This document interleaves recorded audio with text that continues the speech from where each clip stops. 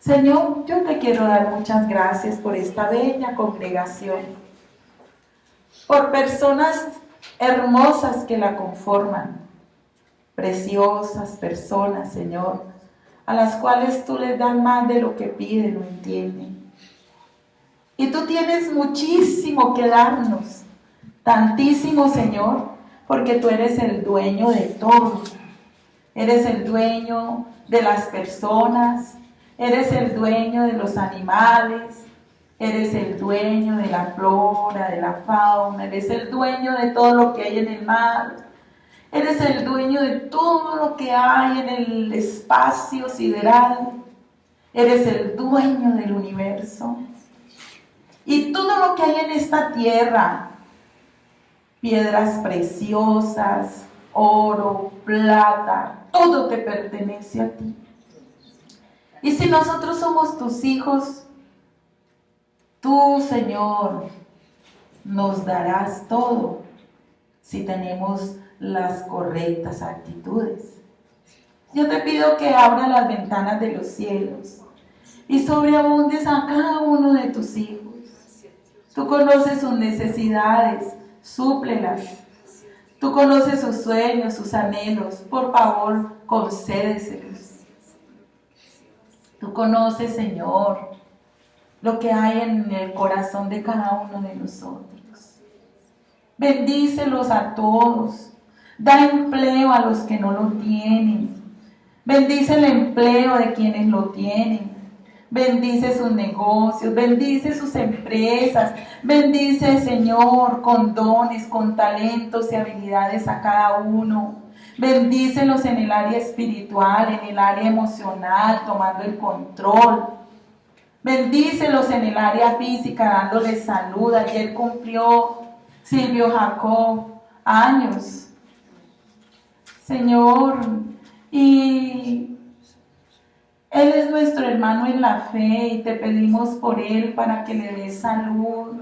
Él es un hombre conforme a tu corazón, su deseo es agradarte, su deseo es glorificar tu nombre.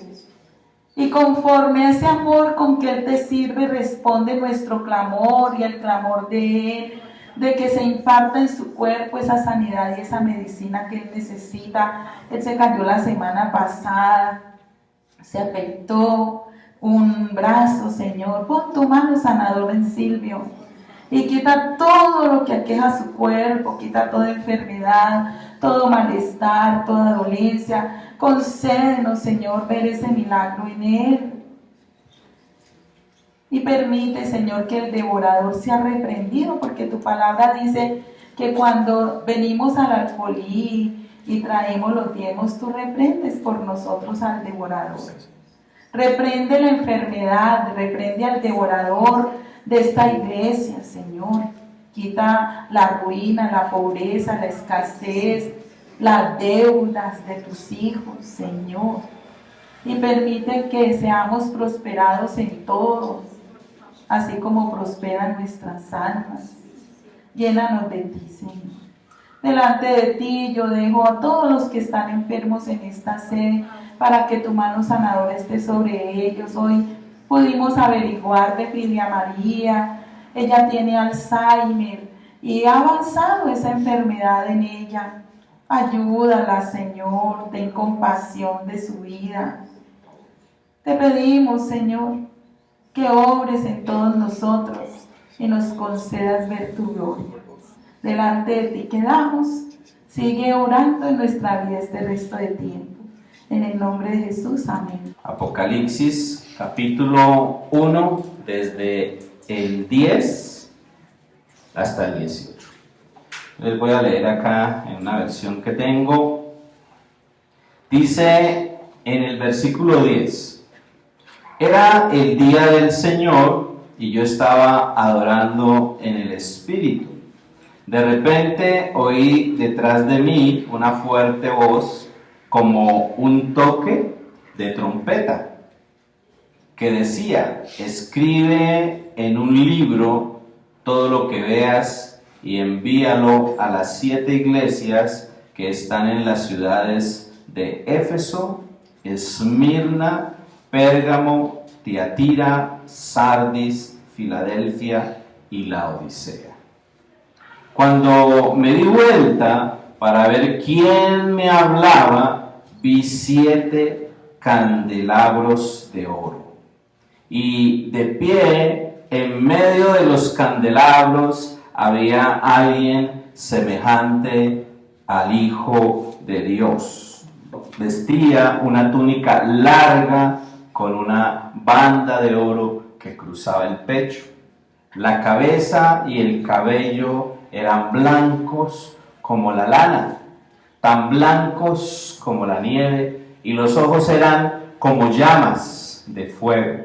Los pies eran como bronce pulido, refinado en un horno, y su voz tronaba como potentes olas del mar.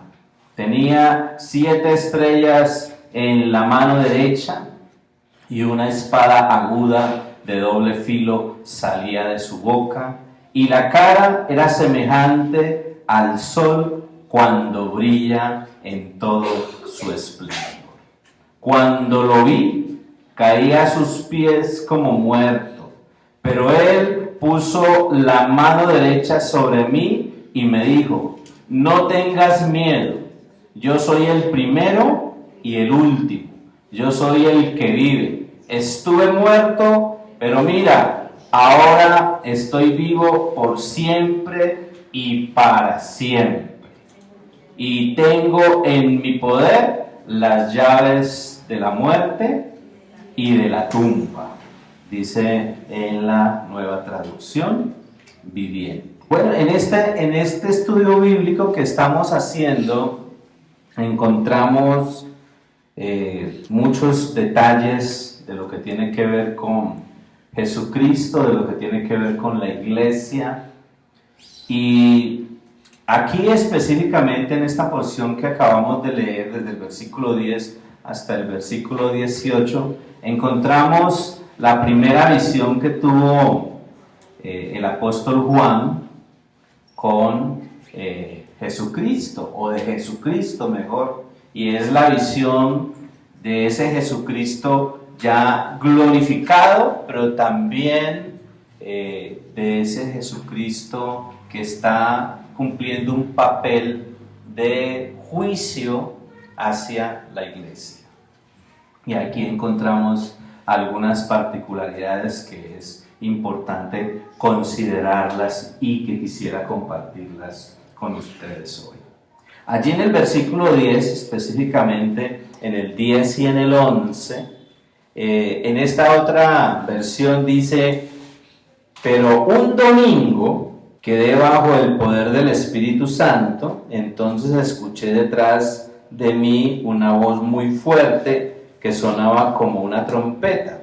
Esa voz me dijo: escribe en un libro lo que ves y envíalo a las 7 iglesias de la provincia de Asia, es decir, a las iglesias de Éfeso, Esmirna, Pérgamo, Tiatira, Sardis, Filadelfia y Laodicea.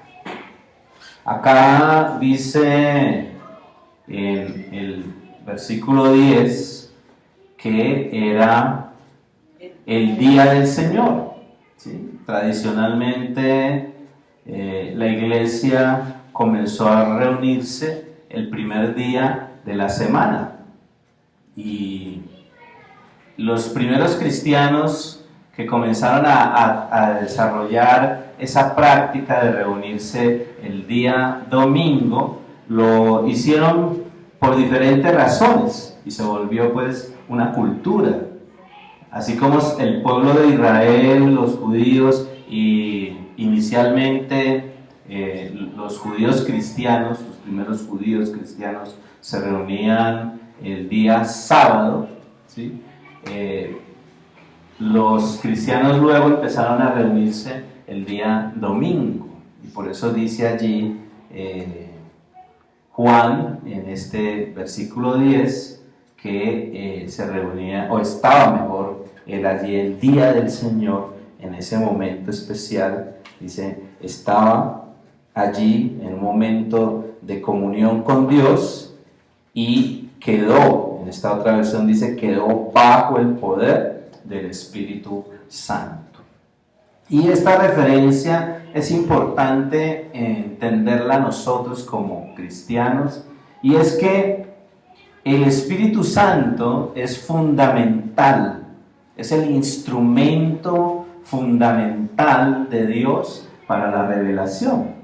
Nosotros necesitamos tener claridad de la revelación que Dios ha presentado a través de su palabra, y necesitamos de la ayuda, de la enseñanza, de la guía del Espíritu Santo. Él es el Espíritu Santo quien toma y a la vez nos muestra las cosas de Cristo. No solamente toma lo que Cristo ha hecho o lo que Cristo es, sino que también nos muestra lo que Cristo es, lo que Cristo ha hecho. En la referencia que encontramos en el Evangelio de Juan capítulo 16, en el versículo 13 y en el versículo 14 dice: cuando venga el Espíritu Santo, Él les dirá lo que es verdad y los guiará, para que siempre vivan en la verdad. Él no hablará por su propia cuenta, sino que les dirá lo que oiga de Dios el Padre, y les enseñará lo que está por suceder. También les hará saber todo acerca de mí, y así me honrará.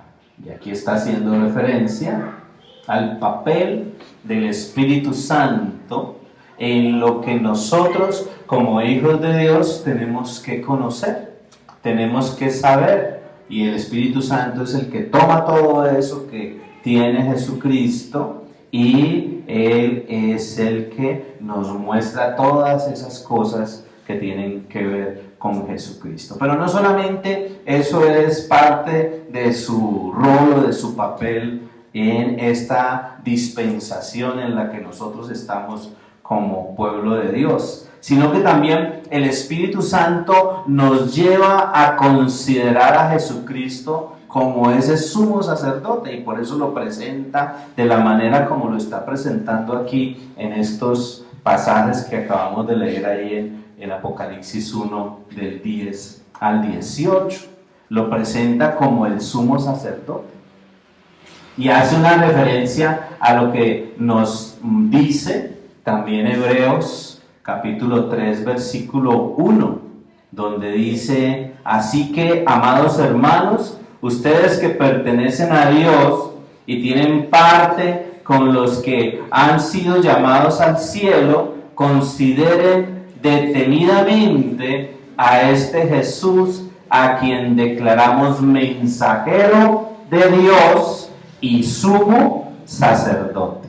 Y ahí encontramos entonces al escritor de Apocalipsis, a Juan, haciendo referencia de Jesucristo como sumo sacerdote en estos dos versículos del 10 al 11. Pero también allí en Apocalipsis 1, siguiendo la lectura en el versículo 12 y en el versículo 13, el Espíritu Santo es el que nos muestra a Jesucristo y nos muestra cómo Jesucristo, se va revelando para que cada uno de nosotros, como hijos de Dios, como iglesia de Él, estemos preparándonos para su regreso, para su retorno. Si usted mira ahí en el versículo 12 y en el versículo 13 de Apocalipsis 1, dice: cuando me volví para ver quién me hablaba,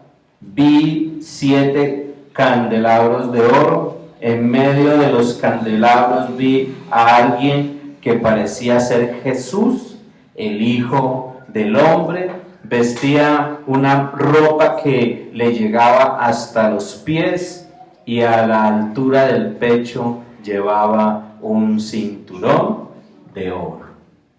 Y como les decía inicialmente en la introducción, pues en Apocalipsis encontramos muchas manifestaciones o muchas expresiones de la realidad en forma simbólica. Y aquí encontramos esa forma como Juan presenta a Jesucristo. Y en estos versículos, específicamente el 12 y el 13, vemos a Él manifestándose de una manera especial para que nosotros empecemos a ser sensibilizados por el Espíritu Santo para entender que Él va a retornar. ¿Sí? Y recordaba entonces lo que nos dice también Primera de Tesalonicenses capítulo 4 versículo 16, donde dice: porque cuando Dios dé la orden por medio del jefe de los ángeles y oigamos que la trompeta anuncia que el Señor Jesús baja del cielo, los primeros en resucitar serán los que antes de morir confiaron en Él.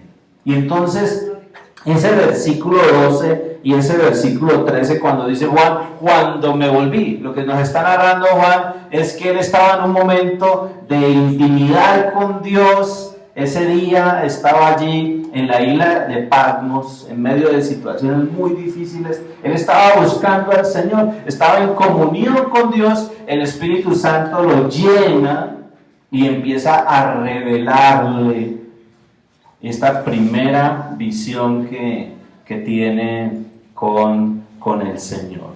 Y entonces él, después de que oye esa voz, voltea para mirar quién es. Y eso, de alguna manera, nos habla la forma potente, como dice allí que habla, su voz es una evidencia de la autoridad que tiene Jesucristo, ¿cierto? Ese vestido que dice allí que posee es un vestido que en el Antiguo Testamento, y eso lo hace Juan, él utiliza referencias del Antiguo Testamento. En el Antiguo Testamento los reyes, pero también el sumo sacerdote eran las personas que utilizaban este tipo de vestimenta. Y ese vestido de sumo sacerdote no es otra cosa que él representando la justicia. Por eso vemos a ese Jesucristo aquí en estos versículos glorificado, ¿sí? Ya no está en la cruz martirizado, sino glorificado y vistiendo con unas vestimentas sacerdotales, pero también que utilizaban los reyes, ¿sí? Y es una referencia a el Antiguo Testamento. En Éxodo 28, ahí hay una referencia, si quieren la leemos, vamos a buscarla. En Éxodo capítulo 28 encontramos la referencia a ese vestido, de cómo debería ser. Desde el versículo 2, Éxodo 28, versículos 2 al 4 en adelante, dice: quiero que mandes, está Dios hablando allí, ¿cierto? Hablando con Moisés, y dice: quiero que mandes, versículo 2, a hacer un traje especial para Aarón y sus hijos, pues son mis sacerdotes. Busca a quienes les he dado grandes capacidades artísticas para que les hagan ese traje, pues quiero que sea fino y hermoso, como corresponde a mis sacerdotes. El traje debe tener un chaleco, una túnica, una capa, un manto bordado, un gorro y un cinturón. Para hacer todo esto se usará tela morada, tela azul, tela roja y lino fino con bordados en oro. La túnica debe llevar 2 tirantes en los extremos y un cinturón. Y esa es la recomendación que le está haciendo Dios a Moisés para la vestimenta de los sacerdotes. Y entonces cuando Juan acá en Apocalipsis nos está narrando a quien él ve, él está narrando a quién está viendo, pues está viendo es a Jesucristo. Y ese Jesucristo que se está revelando allí de una manera especial, aquí lo está haciendo como sumo sacerdote, pero para que nosotros como sus hijos estemos preparados para ese regreso inminente que se dará en breve tiempo y por el cual nosotros lo seguimos esperando. Y ese vestido entonces tiene un significado, y es la justicia de Él en la creación. Y también nos muestra de alguna manera el papel de cómo Él está juzgando a nosotros, su iglesia, y el ministerio que Él tiene. Jesucristo, como sumo sacerdote, tiene un ministerio. ¿Y cuál es el ministerio del sumo sacerdote? Pues uno que es intercesor. Entonces, uno de los ministerios de Jesucristo en su papel de sumo sacerdote es que es un intercesor.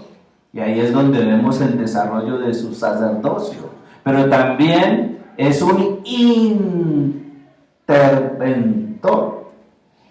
Alguien que interviene, no solamente intercede, sino que interviene en la tierra y comienza a hacer un papel allí que nos muestra a nosotros un ejemplo, y es el del servicio.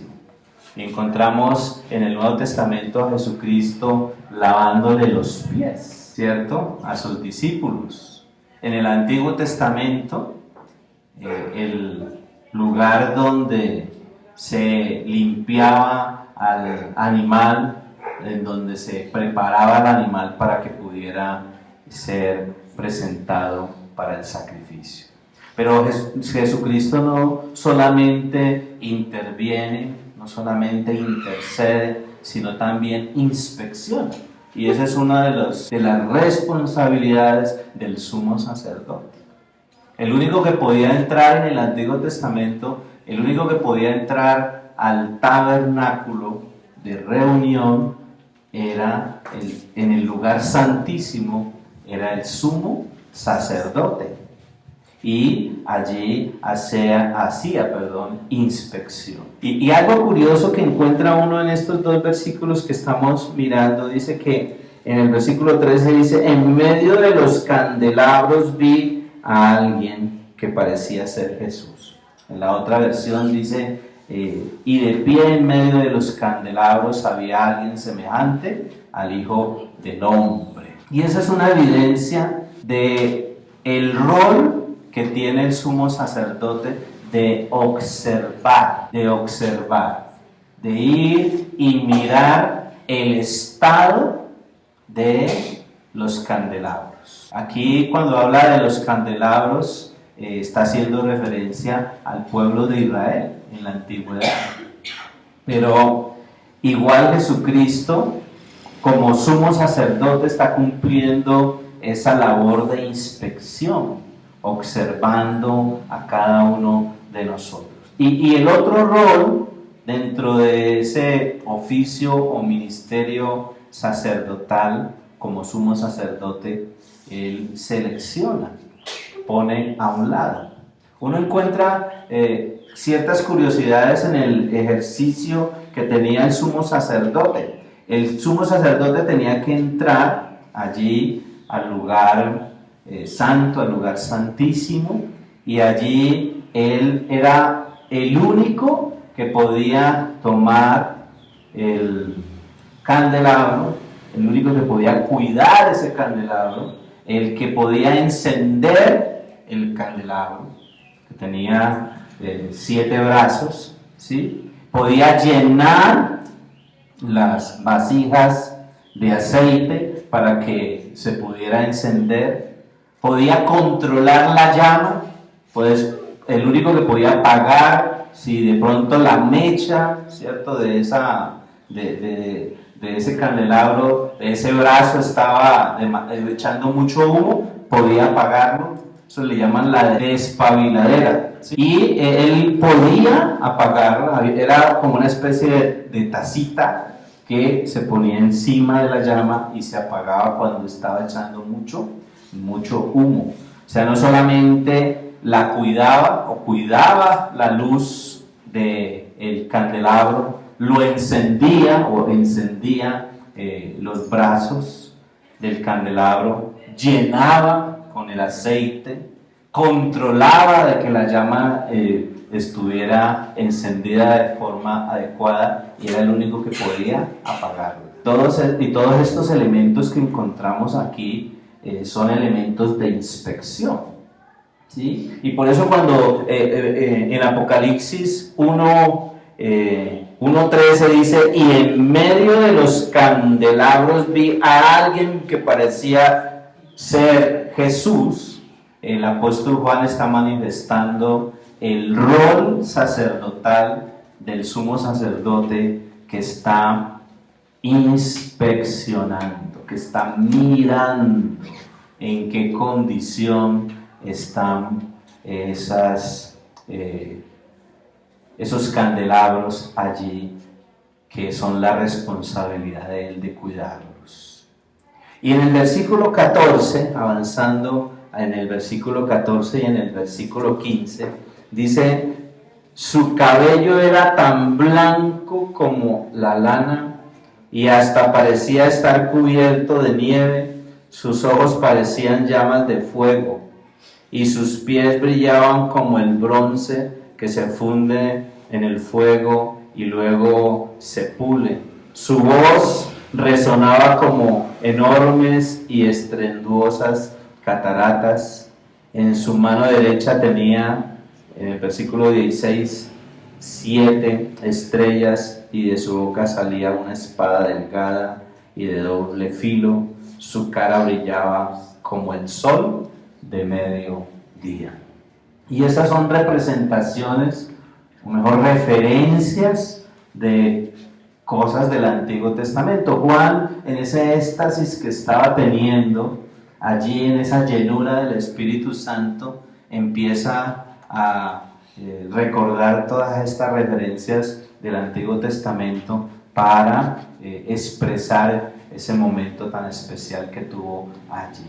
Y vemos entonces aquí a ese Jesucristo manifestando su eternidad en esos dos versículos 14 y 15, que nos hacen entender que solo Él, Jesucristo, es digno, que solo Él, Jesucristo, nuestro Dios, escudriña los corazones, o sea que Él es el que lo sabe todo, que Él está en medio, dice allí, ¿no? En medio de los candelabros, o sea, mirando, observando, escudriñando, que solo Él juzga correctamente.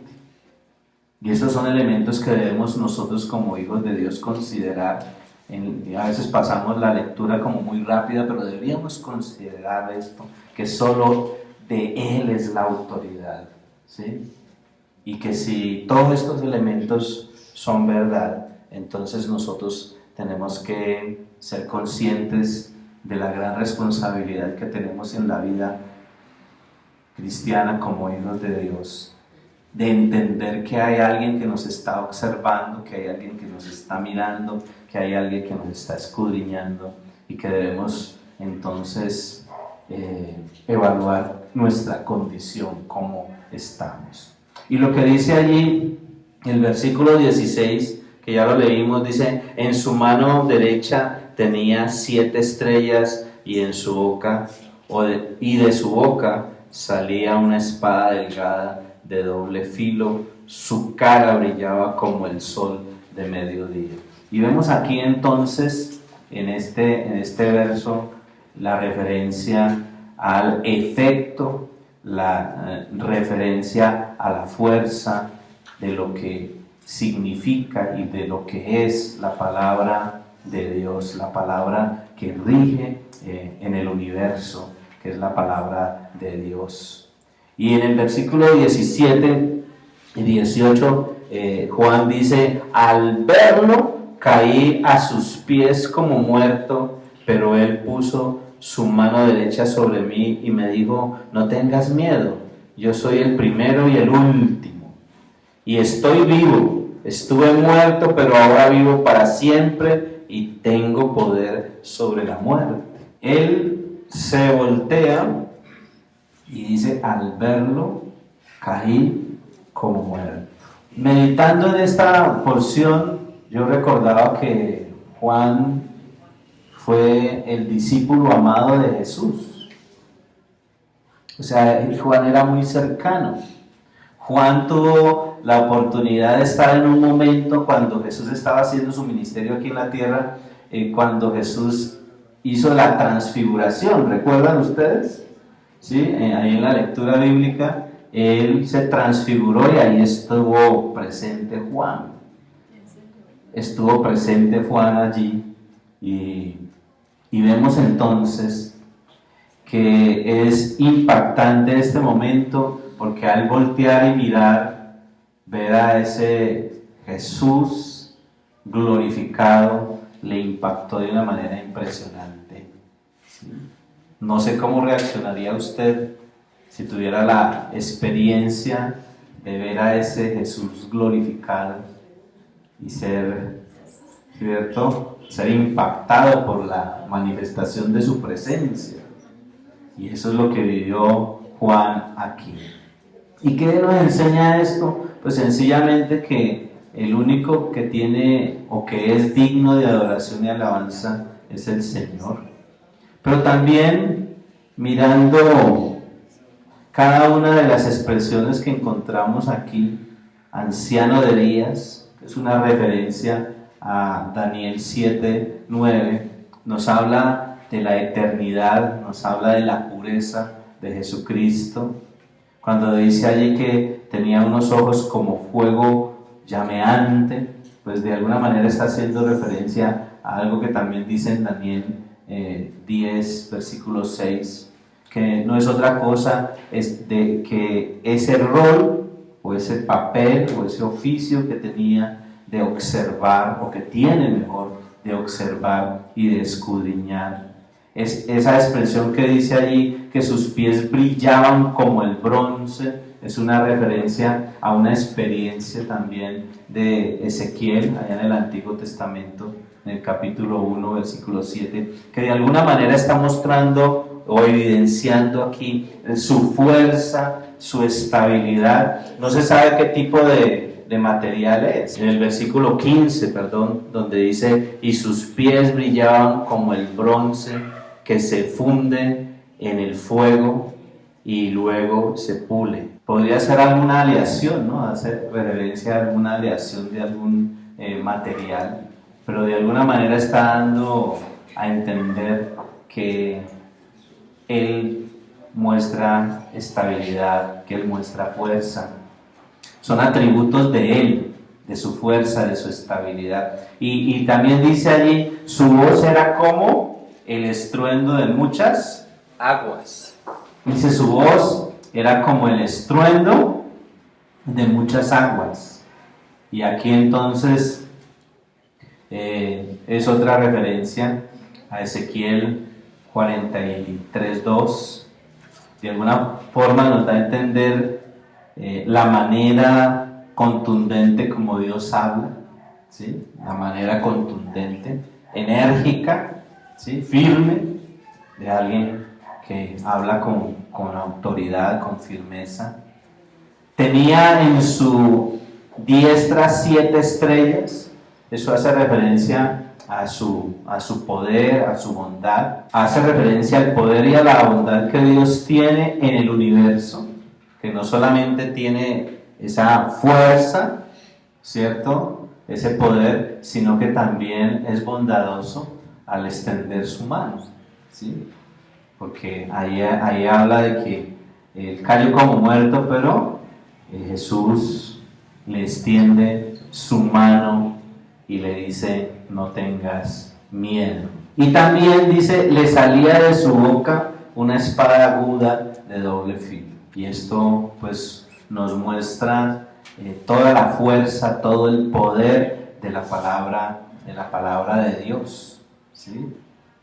¿Sí? Como nos dice Hebreos, ¿no? Hebreos 4:12, que dice que La palabra de Dios es cortante. 4:12 dice, cada palabra que Dios pronuncia tiene poder y tiene vida. La palabra de Dios es más cortante que una espada de 2 filos y penetra hasta lo más profundo de nuestro ser. Allí examina nuestros pensamientos y deseos y deja en claro si son buenos o malos. La misma palabra de Dios es contundente, es poderosa, es lo que nos muestra allí. Tenía en su diestra las 7 estrellas, le salía de su boca una espada aguda de doble filo, su rostro era como el sol cuando está en la plenitud de su esplendor. De alguna manera, ese impacto cuando él voltea a mirar quién era el que estaba hablando, le lleva a recordar esa escena de la transfiguración, ¿cierto? Y en esa visión que estaba teniendo, pues ve, ¿sí?, o recuerda algo parecido a ese momento tan especial. Y dice allí, cuando le vi caí como muerto. Si nosotros analizáramos esta expresión de Juan, mirando la cercanía que Juan tenía con Jesús cuando desarrolló su ministerio aquí en la tierra, pues tenemos que entender que aquí hay un alto grado de reverencia de parte de Juan hacia el Señor. Y esto nos debería enseñar eso a nosotros, de que cuando nosotros nos presentamos delante de Dios deberíamos desarrollar reverencia, ¿sí? Si yo conozco a alguien y he estado cercano a esa persona y después de algún tiempo lo vuelvo a ver a esa persona, lo más probable es que yo me acerco a esa persona de una manera jocosa, alegre, feliz, y voy y lo abrazo. Pero aquí no vemos esa escena de Juan, sino antes dice que cuando él lo ve, cae como medio muerto. Esta versión dice, al verlo, versículo 17, caí a sus pies como muerto. Pero él puso su mano derecha sobre mí y me dijo, no tengas miedo, yo soy el alfa y la omega. ¿Sí? Extraordinaria esa experiencia en esta visión que nos muestra el apóstol Juan. Deja de tener miedo, dice en otra versión, ¿cierto? Deja de tener miedo. ¿Qué nos enseña esto entonces? Que hay un Dios que es poderoso, que hay un Dios que se ha revelado a nosotros y que se ha tomado el trabajo para permitirnos a través de este libro y de esta experiencia inicial, primera visión que vemos que tiene Juan, demostrarse ese Dios glorificado, pero también demostrarse juzgando a su iglesia, para que seamos conscientes de la necesidad que tenemos de prepararnos para su retorno. Y en la medida en que nosotros vayamos analizando apartes de cada uno de estos capítulos, y cuando entremos al tiempo en donde miremos a cada una de las iglesias, nos vamos a encontrar con algunas características o circunstancias por las que ha pasado la iglesia, por las que está pasando la iglesia. Cuando hablamos de iglesia no es del lugar de las 4 paredes, el lugar de reunión, sino de cada uno de nosotros, que tiene que llevarnos a sensibilizarnos para prepararnos y estar listos para su retorno, porque el Señor hoy más que nunca está evidenciando su retorno, su regreso de una manera mucho más contundente, ¿sí? ¿Y qué es lo que debemos hacer como hijos? Pues sencillamente estar listos, ¿sí? Cuando a usted le dicen tenemos que viajar, usted a última hora, cuando ya el vuelo está por salir a las 12, usted a las 11:55 no se pone a arreglar la maleta. Usted a las 11:55 ya está ahí haciendo fila para entrar al vehículo o para entrar al avión y salir de viaje, ¿cierto? Y eso es lo que nosotros debemos estar haciendo como iglesia. En este momento, en estas circunstancias en las que estamos, nosotros no debemos estar tratando de arreglar maletas. Nosotros debemos tener lista la maleta, ¿sí? Mira el que está a su lado, dígale, ¿usted ya tiene lista la maleta? ¿Tenemos lista la maleta? Ahora, en un sentido figurado, ¿cierto? Porque cuando Él retorne, lo que nos enseña la Biblia es cuando Él retorne, eso en un abrir y cerrar de ojos. No tendremos tiempo ni de coger a la esposa o a los hijos en un abrir y cerrar de ojos. Vamos a inclinar nuestro rostro delante del Señor. Señor, aquí estamos delante de tu presencia. Queremos bendecirte, exaltarte, glorificarte, honrar. Cada vez que nos acercamos a tu palabra y tantas cosas que nosotros podríamos entender de diferentes maneras. Cuando leemos de una manera cuidadosa encontramos en esta porción que hoy hemos leído y reflexionado que tú eres el exaltado, que tú eres el glorificado y que en esa experiencia que tuvo el apóstol Juan, él nos recuerda que tú eres ese sumo sacerdote, ese rey, ese profeta que ha cumplido su rol, pero que aunque cumplió con la redención, hoy sigue orando, hoy sigue actuando, hoy se sigue moviendo, hoy sigue escudriñando, hoy sigue cuidando de esa obra tan extraordinaria que hizo en la cruz a favor de cada uno de nosotros. Y por eso hoy la presencia activa del Espíritu Santo en la creación, en el corazón de cada uno de los hijos de Dios es evidente. Permítenos, Señor, ser sensibles a tu voz y permítenos, maravilloso Padre Celestial, poder caminar en función de tu palabra, poder caminar, Señor, por la senda que nos tienes preparada como hijos y seguir obedeciendo tus preceptos, seguir caminando y ejercitando tus preceptos, seguir desarrollando una relación íntima contigo, que nuestra vida no sea una vida religiosa que se conforme solamente con venir a una reunión o con hacer unas prácticas, unos rituales, sino que nosotros permanentemente tengamos una relación estrecha contigo, que nos lleve a honrarte, que nos lleve a doblegarnos, que nos lleve a caer, así como fue la experiencia